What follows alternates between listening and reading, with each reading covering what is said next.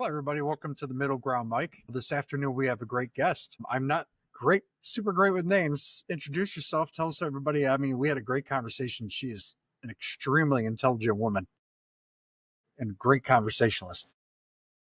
My name is Zafra Lerman. Give us a little bit of your background, Zafra. My background is that I grew up in a developing country. I have a bachelor, master, and PhD in chemistry.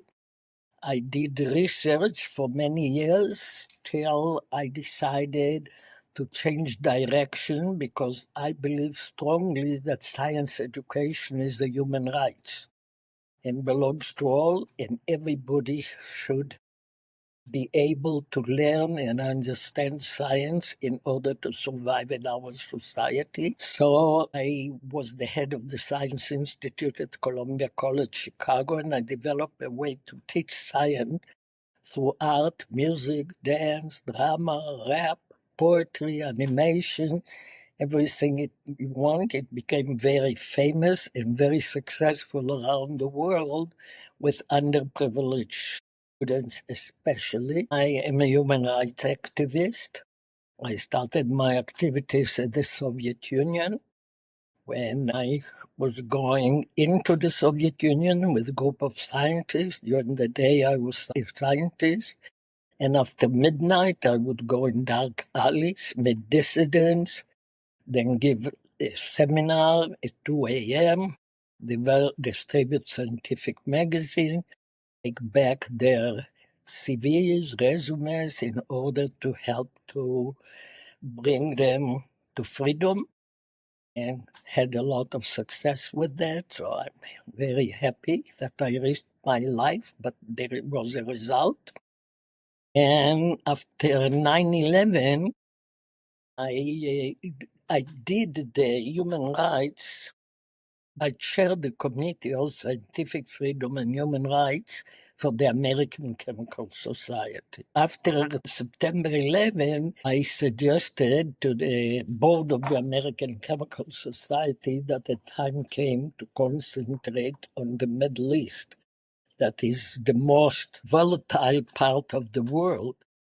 And what I suggest is to have a conference that will bring together for 5 days under the same roof scientists from all the Middle East countries, Iraq, Syria, Lebanon, Israel, Palestinian, Jordan, Egypt, the Emirates, all the Middle East, and with several Nobel laureates, and have them develop collaboration on issues that one country cannot solve alone, like water issue, air pollution, climate change, food security, and we worked on curriculum and science education too, and mainly develop friendships and realize what unites all of them and not what separates them. And the effort was to stop demonizing the unknown other. There were already 10 conferences like that with a lot of success. Now we're working on the conference, and we had a lot of results from these conferences. Now, during this period, I'm in touch with all our participants in Iran, and thank God all of them are okay. And the participants in Gaza, with the help of the Egyptian participants, we took them out of Gaza to Egypt. But Egypt doesn't want anybody to stay there. They want them just transition, and they have one young family with children, and Egypt doesn't let them register the kids to school. And I tried for the last year with so many countries to get a visa for this one family so their children can attend school. And every time I get promises, both Arab countries, European countries, the US, Canada, I get promises and then it falls apart. And this is what I'm spending time to try still to help them and hopefully to achieve peace in this part of the world through science diplomacy that is very different than other diplomacy. and can succeed without it. Diplomacy cannot. Science diplomacy doesn't have a language. It's a science. This is the language. Doesn't see religion, doesn't see culture, doesn't see all the differences that people build and fight upon them. And they really, I always like to say that the chemist from Bethlehem, Pennsylvania. I'm so happy there is Bethlehem in Pennsylvania, so I can use my example that a chemist from Bethlehem, Pennsylvania can communicate very easily to a chemist in Bethlehem on the West Bank without having to know any language. They know the language of science, and this is what unites all these people together. I mean, that's great. I mean, that's especially, like we were talking before. I mean, diplomacy is it's just needed in the world in general. Especially with something like what you do, and especially just trying to help people get where they should be / need to be. That's just not an easy thing to do right now. Because with everybody, seemingly the Western world is closing its doors. Not just America; it's pretty much the Western thing of the world is just shutting the doors. And I was under pressure to write a book about my methods of teaching science that a lot of people wanted to be able to see it and use it. Now we have a lot of the examples on YouTube, and it's easier for people. Then I was under pressure to write a book about my experience on human rights, the Soviet Union, China after Tiananmen Square, Cuba, Guatemala, Peru. And then I was under pressure to write a book showing that there is a way for people to get together. When the conference is over, you have a feeling that a family reunion ended, not a meeting of people that their governments are hostile to each other. The hugging, the kissing, the tears reminds you a family reunion when people say goodbye. So at the end, I wrote the book. I don't know if you can see it here. It says Human rights and peace. A personal odyssey. And thank God it just came in paperback because they sold it for a lot of money. All the proceeds of this book are going to the Malta conferences because we have to pay the expenses of all the participants. So I'm not getting a penny from this book. It's all going towards the science diplomacy as a bridge to peace in the Middle East. And Amazon has it now on paperback. Well, that's awesome. Yeah. And I know we were talking about science education, you were saying is like a human right. So like, and I think people sometimes forget that like here in America and in the Western world, that's like very common to us. Like we think, well, yeah, I know. But obviously your experiences is it's not as common outside of, I'm guessing, the Western world that is as it is here, because it just seems science seems to be everywhere in a lot of our schools. The application is not, but the basis of it is. Every child is a scientist. Look at them when they are young. They are interested in the world around them. They are interested in how everything works. What happens when they start going to school and having science classes that they lose their interest in science? Every child is born a scientist. They want to explore. The problem is the way it's being. And when it's being taught in a way, I'll take chemistry. When a teacher comes and starts with the structure of the atom, something that is not relevant to the student life, that they cannot relate to that, it looks to them, why am I supposed to know that some particle called the atom has a positive particle called proton and a negative one called electron? They cannot relate to that. But if you teach science in a way that it's relevant to the student life and you start from something that they can understand. You start Chicago is surrounded by nuclear power plants.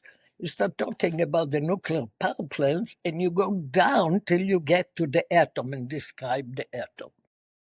This way they understand why they have to know it. And usually I used to tell my students, bring an article that has about scientific issue from the local newspaper.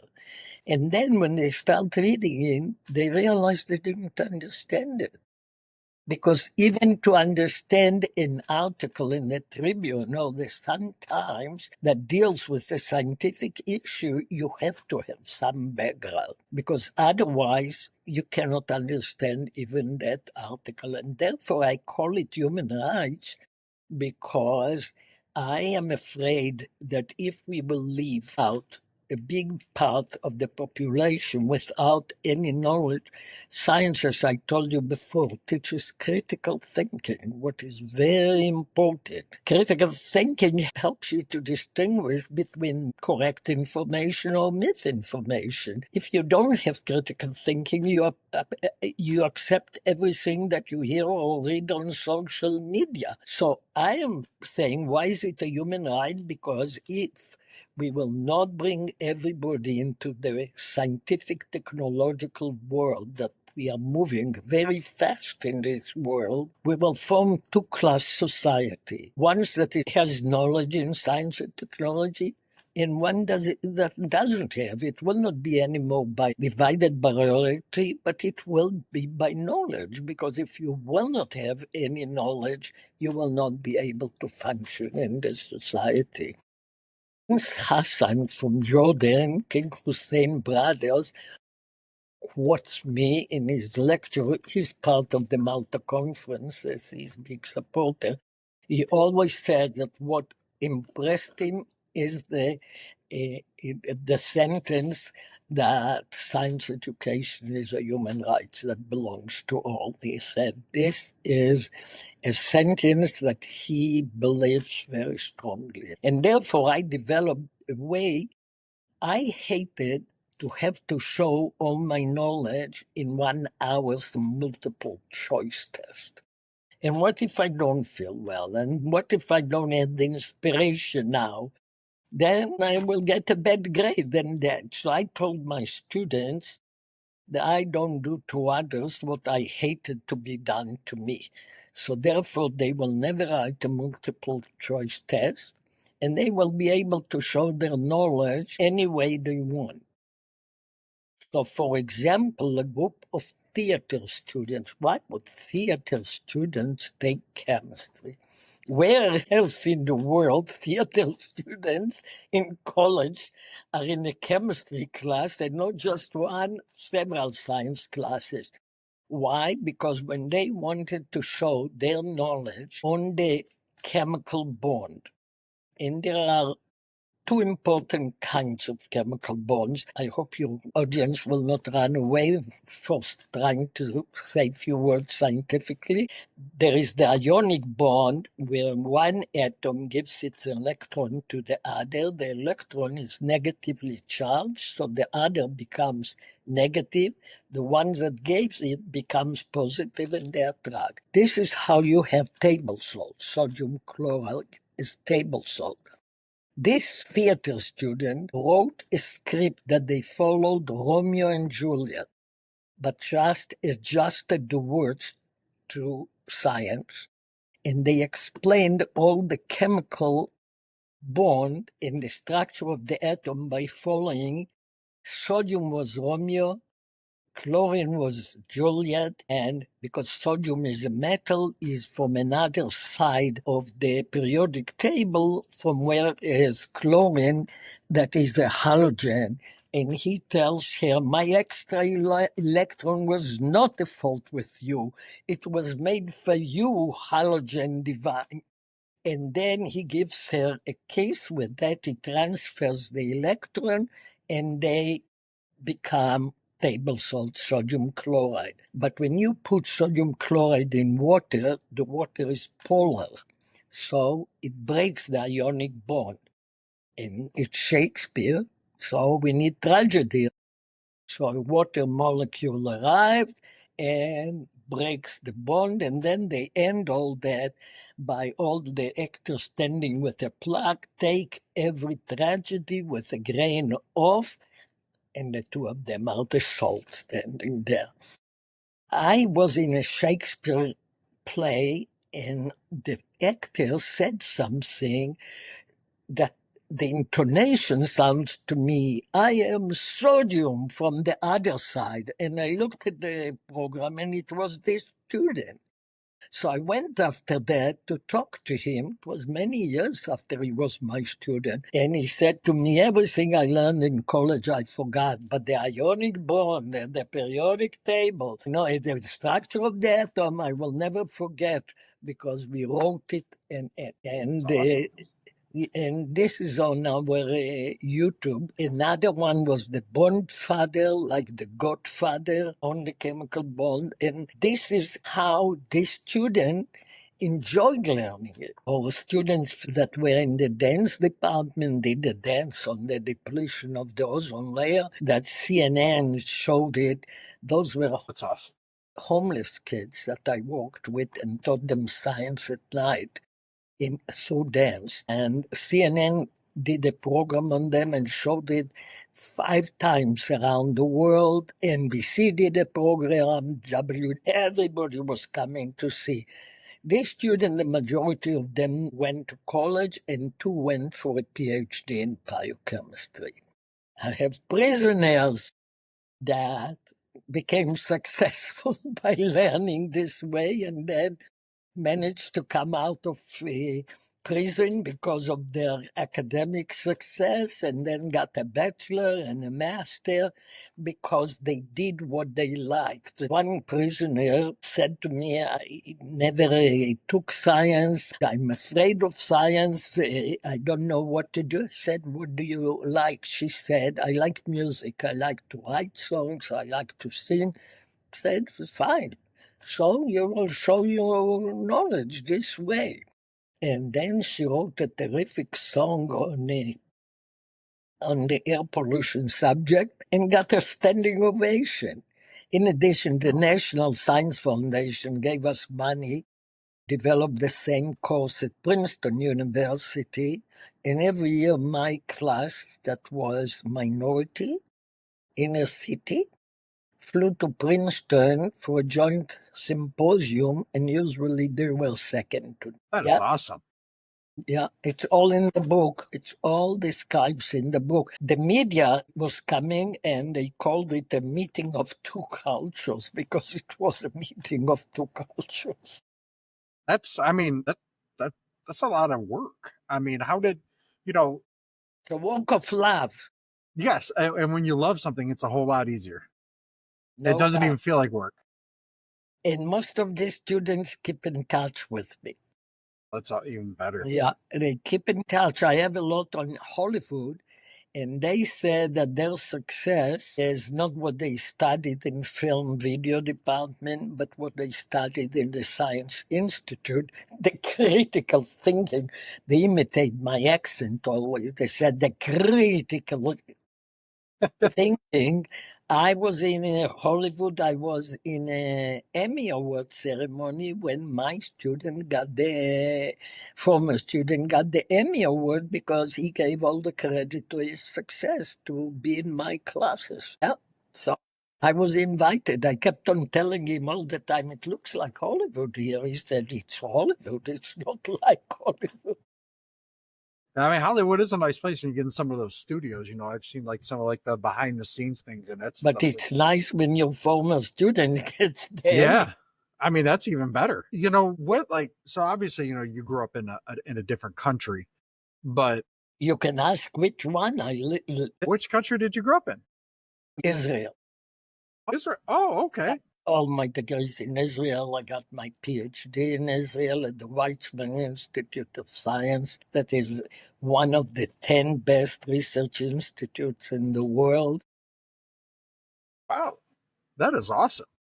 And now remember how all this, too bad I don't have in front of me an email that I got from the people from Gaza.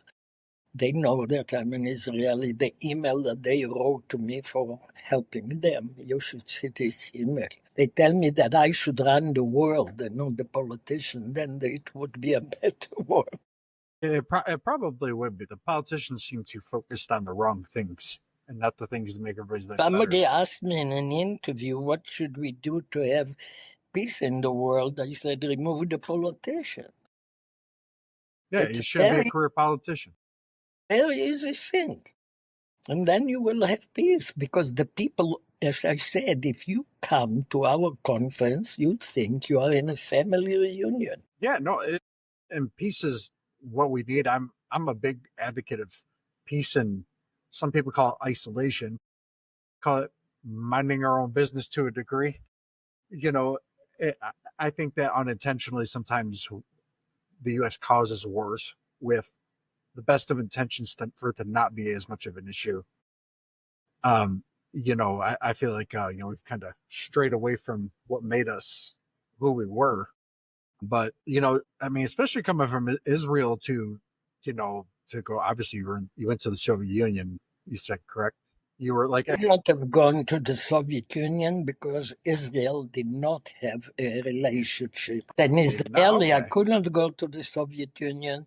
I could not go to China after Tiananmen Square. Oh, that's right. Yeah, I needed an American passport in order to be able to do. it's the And Soviet I Union. met Andrei Sakharov. I hope your audience knows who is Andrei Sakharov, but because I'm talking to students these days and they never heard the name, I'll just say that Andrei Sakharov was the father of the hydrogen bomb in the Soviet Union that became the biggest fighter for anti-nuclear weapon, biggest advocate for human rights, and for that he was sent to Gorky, a place where he was isolated completely and could not see people. But I managed to meet with Sakharov, and he told me that I should take a course in Russian because if I would have a translator, it probably would be a KGB agent. So if I want to make sure that I am successful in what I do, I should know Russian. So I took a crash course in Russian. Therefore, I could go alone in dark alleys after midnight because I could speak the Russian language. The Russian language seems very hard to learn, in my opinion. Every language people say, but when you learn a language from necessity, it's very different than when you learn a language. I lived in Switzerland too. I worked in the ETH, the Swiss Polytechnicum, and they did not give you lectures in English or like at the Weizmann Institute. It's enough one person that doesn't understand Hebrew, everything is in English. There were a lot of people that did not understand German, but they spoke in German. So I had to go and study German in order to be able to participate. So when you learn a language from necessity, it's very different. Yeah, I mean that's I believe they say what necessity is the mother of inventions. Yeah. That's because you generally don't mess with something unless you need it. General speaking. But when you need it, you learn it fast, believe me. Yeah, because all your mind just focuses and goes to it. And my gosh, you've been around the world. From your perspective, because obviously the education world has changed a lot, probably from since when you were there, left, and where we're at now. What do you see, like for young women, young men, just coming up and looking to do the same things that you do? Like, what do you see as like, hey, It's this is going very to be a challenge? interesting. I'll give you an example. Going to China many times, I started going to China in 82 when there was nothing. No roads, no cars, no shops, no restaurant. One shop, friendship shop for the tourists. Chinese were not allowed to enter the hotel, the tourists, different world. But when I went to the university and I asked the senior year in high school, what do you plan to study? What would you like to study? Majority answered me science, the different subject of science and engineering. When I was few years ago and I asked the same question, the majority answered business. That's a There big were no difference. big difference, and sadly, it's here too. Because if you go to graduate schools in the good universities, most of the graduate students are not American, they are foreigners. And this, sure, it's easier to study business than to study science. I'm not saying that it's a very easy. One Nobel laureate, I don't know if you know what is the Renaissance Weekend. Clinton started it before he was president, and then you used to see how he takes the helicopter in New Year to Hilton Head to go to Renaissance Weekend. That was by invitation only. And I remember a conversation between a Nobel laureate and what was his name? He had a program, the science guy. What was the Bill Nye? Bill Nye, the science Yep, guy? And yep, there yep. was a conversation, and the Nobel laureate said to him, "You are the problem. You make science look like it's a game." And then when the students come and expect to play and explore and all that in science, they are getting disappointed. Science is not a game. Science is hard work. You give them you prepare them with the wrong impression on what will it be when they come to school to study science. He was really very upset with that because he said science is a hard subject. There is no doubt about it. But it's a wonderful subject. But if you come and expect that it's a game and suddenly you see that you have to work hard, you move to another major. That's it. Yeah, it's probably the lack of it being fun and convenient why Americans have kind of swayed away from it compared to what they used to. Now the atmosphere is more science, business, because the young people have in their mind that if you get a degree in business and then MBA, you are a millionaire and nothing else is important in the world. The problem is that the money. My students all majors in arts and communication, and they were telling me that people give them a hard time. Why are you studying subjects like that? You will be poor all your life. And I told them, if you study what you really love, you will be always successful in life. And it's true, my students are very successful. And that's key. I mean, you have to have a passion for it, you know. I mean, that's just key. Like if you don't have passion, I'm trying to think of a good example that it's at the top of my head. We'll say he's a friend.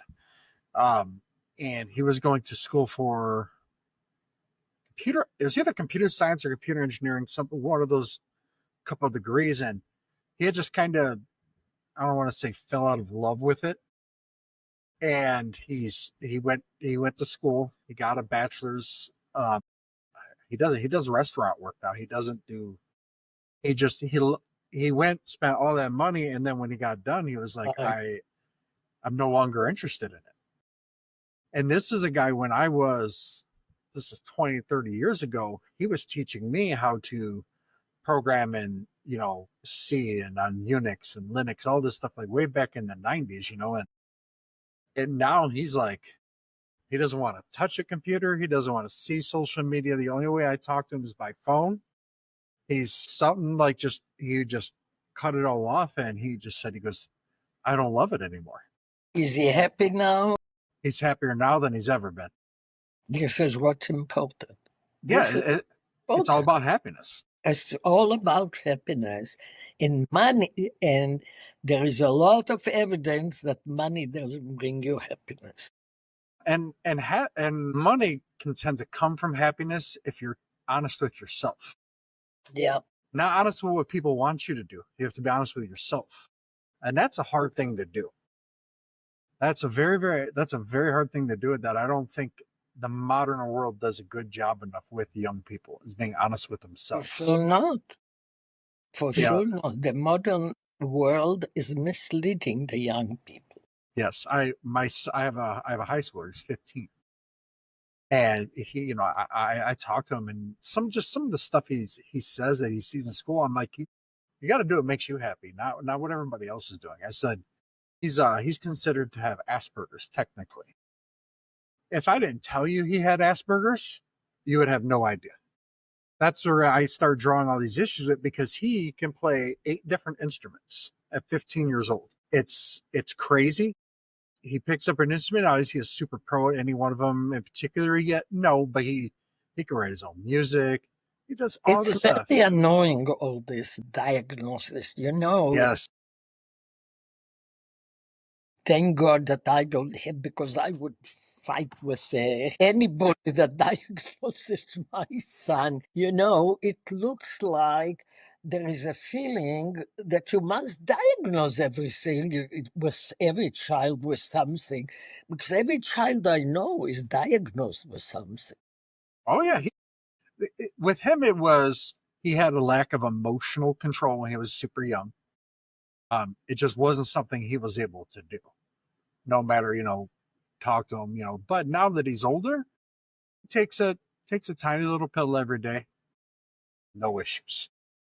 He can go, and he only takes it when he goes to school. When he's not in school, he doesn't take it. Perfectly fine functioning individual. And I had said to, my wife, I said, I don't agree with what they say about these kids. So they tried to tell us as well. Like, it was a doctor, she was the head of, she's a really good lady, but I just don't agree with her. But she's the head of the autism center where we took both of our kids. And she goes, well, they consider speech delay autistic.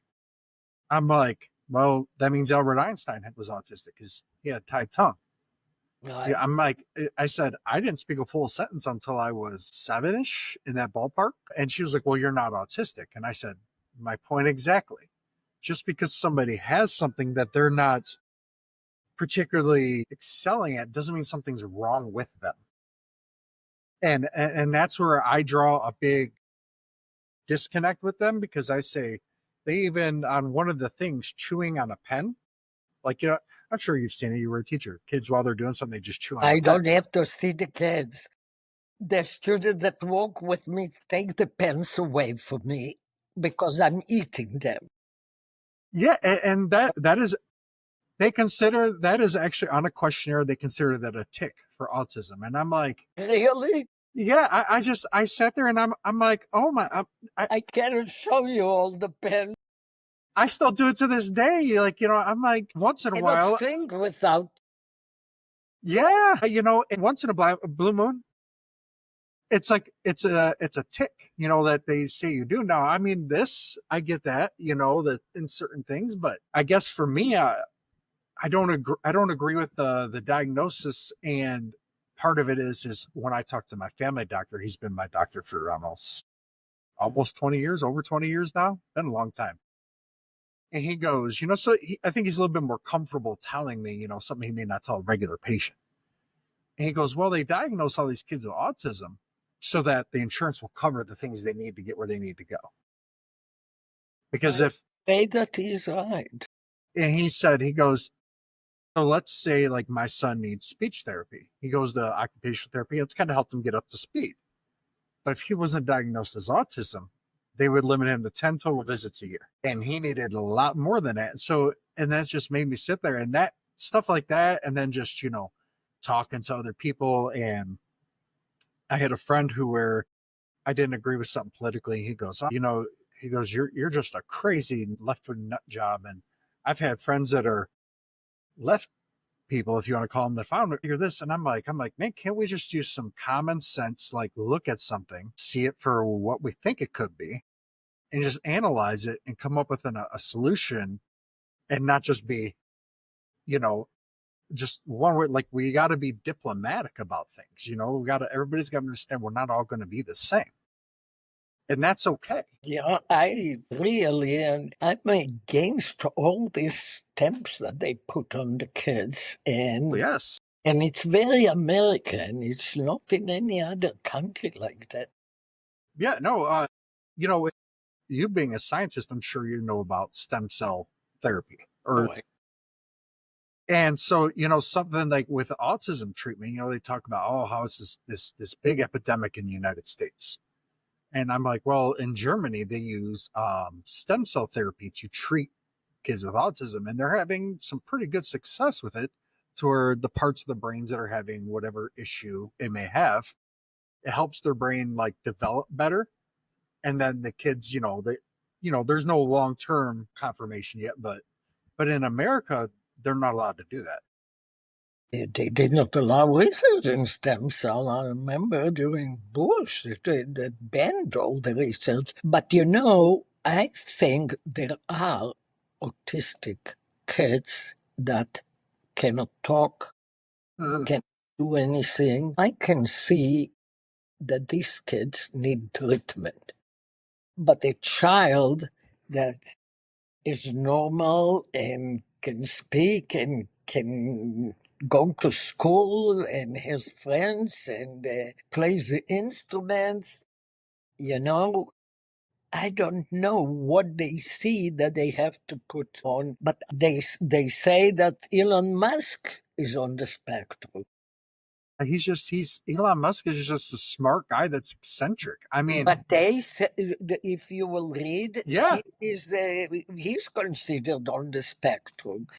Everybody, I think, that can be considered on the spectrum. And it gives, I think, the profession that diagnosed and works with autistic, there must be a lot of people there that needs to get salaries. It's really, it's it's very different. I have a friend, her child cannot say a word. And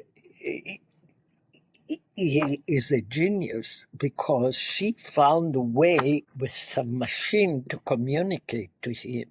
And what he writes and says, he's a genius, but he cannot talk, he cannot relate. But a child that goes to school, it's very different. they are. I guess I just, I mean, it's the whole thing of where the diagnosis situation has become more politicized than it is about fact. And I think that that's where the problem is with a lot of the issues when it comes, especially to me, when it comes to science. It's not as much about fact as it's about opinion. And I tell everybody, hey, I think it's always okay to question anything. That's totally fine, and I think we always should question something. But until we prove something different, that item's a fact, right? You can challenge it, but you've got to be able to prove it to change it. And sometimes people go, my gut tells me, and I get, listen, I'm a wholehearted believer in your gut instinct. I believe that a gajillion percent, right? But where I, I guess where I may differ from someone like you, who is obviously an extremely smart woman and probably will be, I would never achieve that level, but I sometimes try to see correlation. So, being in the industry that I was in, is sometimes, a good friend of mine taught me, sometimes where there's smoke, there's almost always going to be fire. And so, sometimes if when people do this and then this happens, something in between there is causing it. And the problem is we don't always know how to ask, right? We don't know what to ask, how to ask it. And I think that they don't teach that to kids, or if they do, I'm not a public school teacher, so I'm not knocking any of them. But if they do, I don't think the message is getting across. There was a Nobel laureate by the name of I. Rabi. And people used to ask him, what made you so smart, smarter than anybody else? And he said, when we came home, usually the mother asked every child, what a good answer did you give today in school? When I came home every day, my mother said, what a good question did you ask today in school? And Yeah, he that's said, this makes a very big difference. yeah. I mean, I instead of never just even repeating what you're thought told. about that. That's Yeah, right. Yeah. But this what he said that every day his mother asked him, what a good question did you ask? yeah. No, it's key. I mean, it's key being able to ask that. Especially with like your focus around peace building, and I can't stress enough how what the work that you do with helping people with the immigration and things like that. I would say, I don't know if you want to call it a critic of how our current immigration system is here in the United States, but I'm definitely, I mean, obviously if somebody commits a crime, no matter, obviously you have to, a violent crime, you got to go. But outside of that, we have a lot of things in this country that Americans don't want to do, and that's okay, right? That's part of what America is. You're free to do as you want, but sometimes we've gotten in the habit here of treating, if you want to call somebody an immigrant, outsider, however you want to label it, is there something as if they're more of a bother than they are a help. Right. Immigration is what made America what it is. Therefore, my book really, I wanted to show that you can be, they call immigrant, and do for the world much more than a lot of other people. And it's a call for action. It shows that everybody can make the world, the planet, a better place. And Yes. this is why I wrote the book. Calling for action, everybody do something. I used to tell my students, every day before you go to sleep, think of what you did good for somebody else, not for yourself. And if you did something, you had a very good day. I never really thought, man, that's a good piece of advice. I mean, it's something that I'll Yeah. probably try. Yeah. I mean, it's, and so obviously you've got a good background. So I'll ask you this, being science. So my study of history and things that I've looked at, the Middle East used to be like the mecca of science, thought, and process, and just everything in general. That used to be where, if you wanted to learn, that's where you went in the ancient world. Many, many years ago. And now it just seems that, like, now, and I don't know, I've never lived there, but it just, from an outsider looking in, right, from what I'm told in the media and what I see from people here, because Michigan has a city called Dearborn, biggest Arab population in the United States. And you know what? I tell everybody, I'm like, Rashida Talib. yes, yes, she's definitely one. Not very popular even there. She's not the most popular person in the world. She cares very deeply about what she does, but I will give her a little bit of credit. She cares about her community.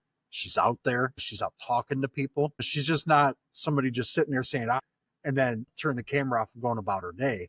She actually, and that's something that I guess I can respect. I just don't, I don't agree with her, a lot of her views. She's definitely a little on the extreme side of certain opinions.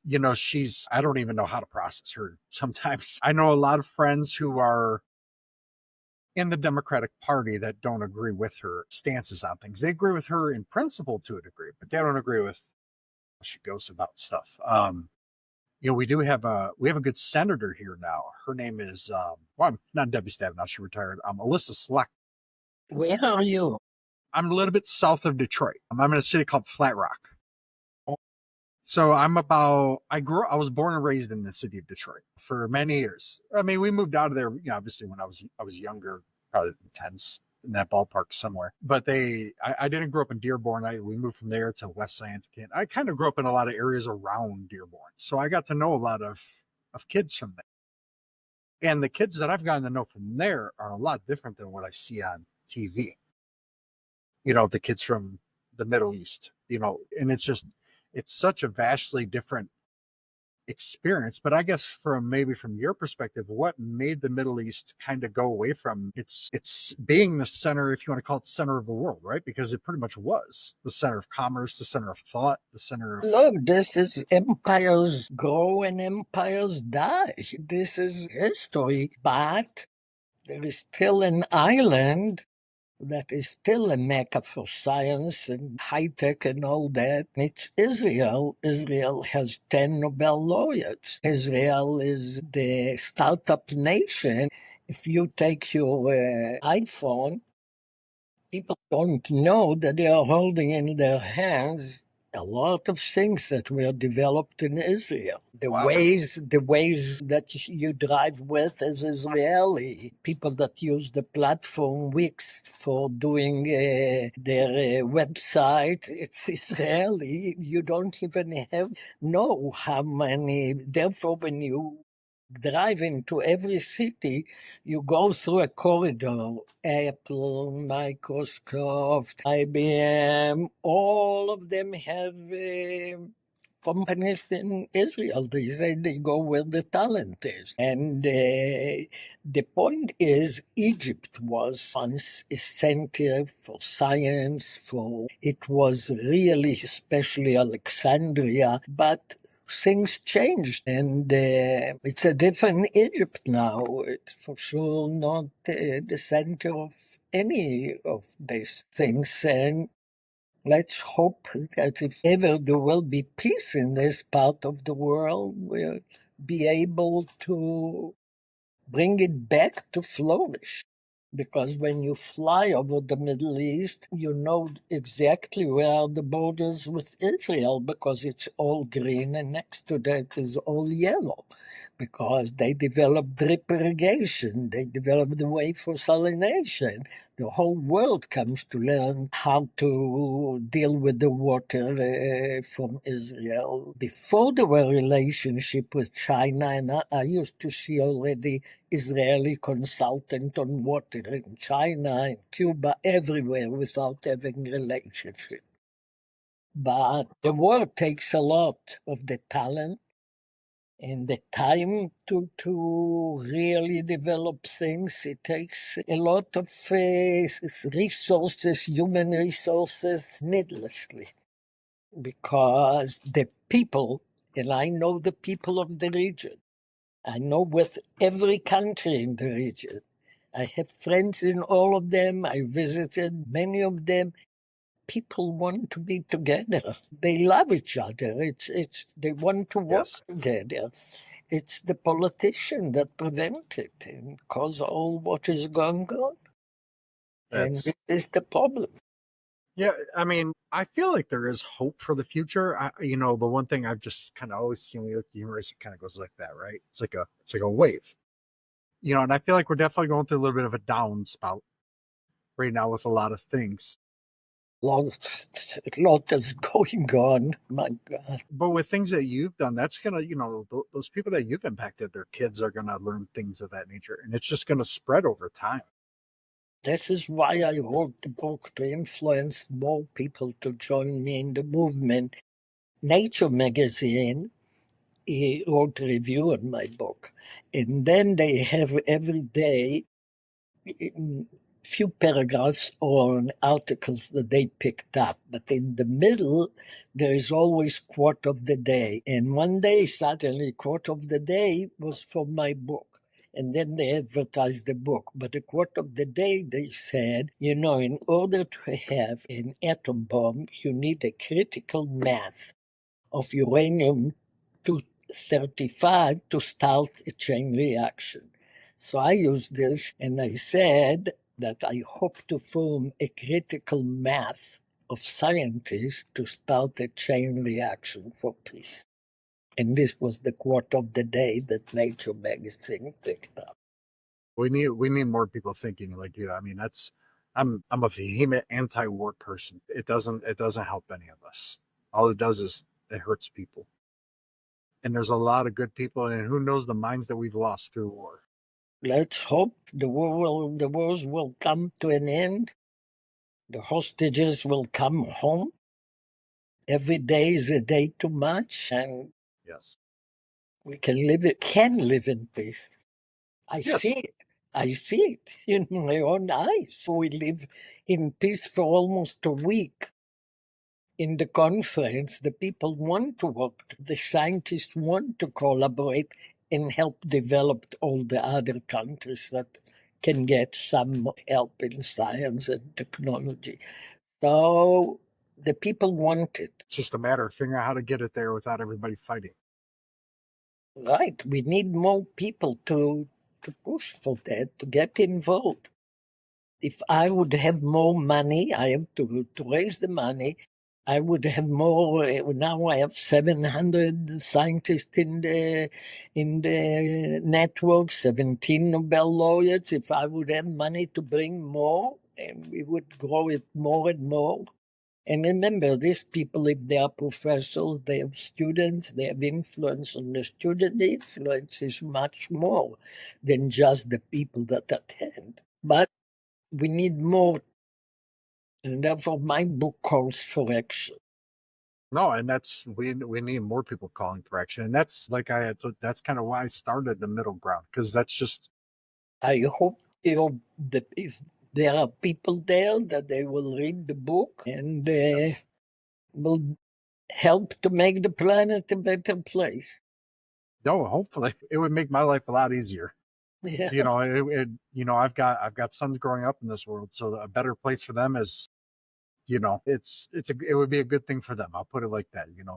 That's I want a better future for my sons where there's not as much fighting, not as much animosity. There will always be people disagreeing, but it's the There is animosity. one thing disagreeing, there is another thing fighting and killing because you disagree. Yes. Yeah, and that's Sadly, I live in Evanston, Illinois. It's where Northwestern is. But Chicago is like a battlefield. Every yes. weekend you have so many people being killed that Chicago is more dangerous than any other area. Every weekend people die. Detroit is still a dangerous place, but it's gotten a lot better, especially as they've created more and more economic opportunity for the city. It's really kind of helped it get back on its feet. For most of my life, Detroit was kind of just straight downhill. When one building burned, they boarded it up, and that was the end of it. And now they're rebuilding everything. Now they built their skyscrapers in Detroit. Because I've been to Chicago many times. Oh, it's a gorgeous city. I think it's the most beautiful city. The architecture in Chicago is unique, and all the famous architects built, and the fact that you cannot build on the lake, it's only for a park. It's gorgeous. Chicago is beautiful, and the culture in Chicago, Chicago Symphony, the Lyric Opera, the Art Institute, a terrific city, but Heavy Italian influence in Chicago from the Italian immigrants. A lot of them went there at one point. yeah.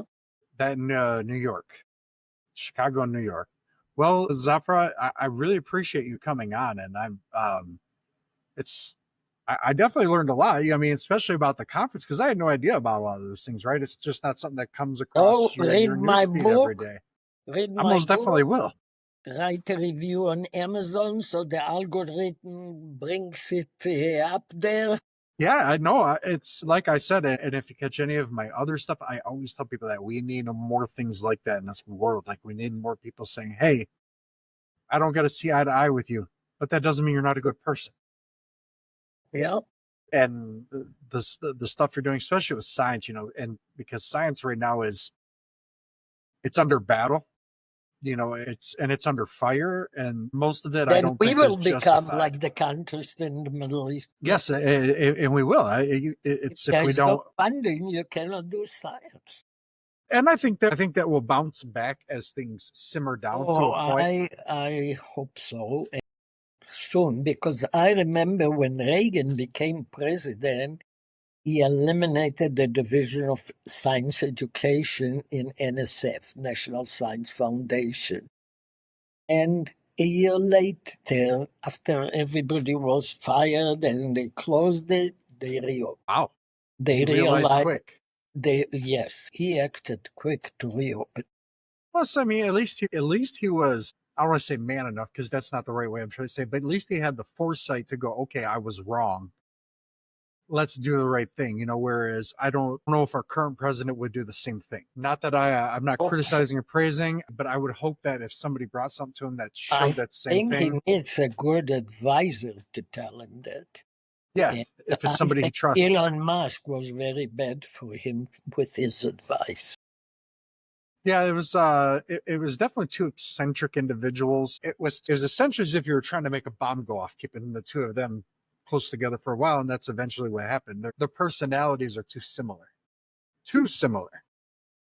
Everybody knew that there will be an explosion. The question was when. Yeah, I didn't think it would go down the way it would go down. I thought that I thought Elon had a little bit more civility than he ended up having in the end, and he proved that he, to me, was very similar to the very person he was criticizing. What he did was a mirror of what he was criticizing him for. So, but I mean, Elon Musk is still one of the, if you want to say, brighter minds or brighter business leaders, however you want to word it. Uh, and without him, I don't know if SpaceX would have ever fully gotten to the Yeah, he spot that it's just at. his ex just brought to space one of the Israeli satellites 2 days ago. Wow, Yeah, that's awesome. yeah, yeah, 2 days ago.